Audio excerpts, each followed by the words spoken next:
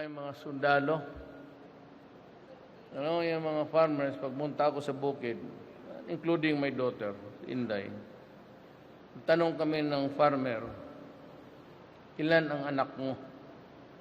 Magsa, 6 mo, 7. Sus Marius. Kaya ang isang kulang na lang natin actually, na how to get it started and, get it rolling beginning at least in the next 3 years. Yang ibalik ninyo yung family planning.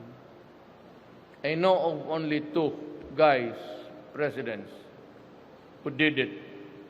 And it was Ramos, who was a Protestant, and ako, na talagang pinipilit ko sa aking siyudad ang land reform. You can ask any guy from Davao. Yung dito ngayon na taga Davao, tanongin niyo.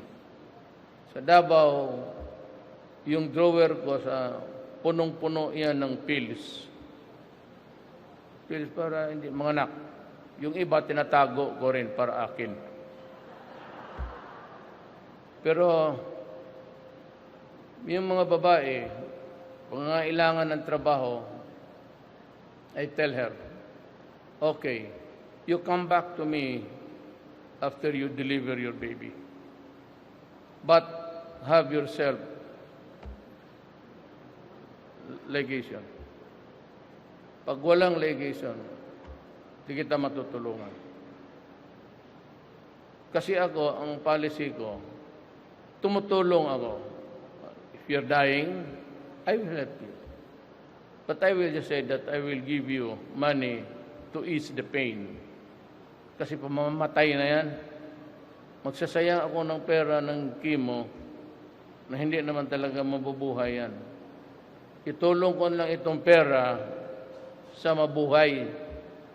Yung patay, just to ease the pain, but you hurry up. Kasi hindi madali you give what? Chemo? Extend the life? Extend the suffering? What's the quality of life? Ganon.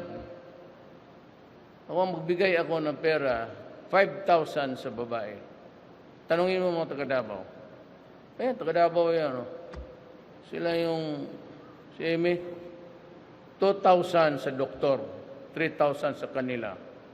So they cannot work that day sa pagputol. Yan ang isang i-hurdle natin. Hindi ko sabihin na, but do not place too much importance about religion. Tutok ka lang sa Diyos. When you are in a moral quandary, do not go to your religion. It cannot help you. Maniwala kayo.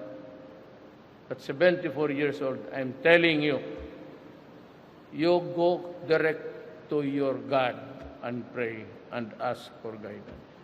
Especially in matters of yung kasalanan yung mag-family planning. Of course, abortion is out of the question.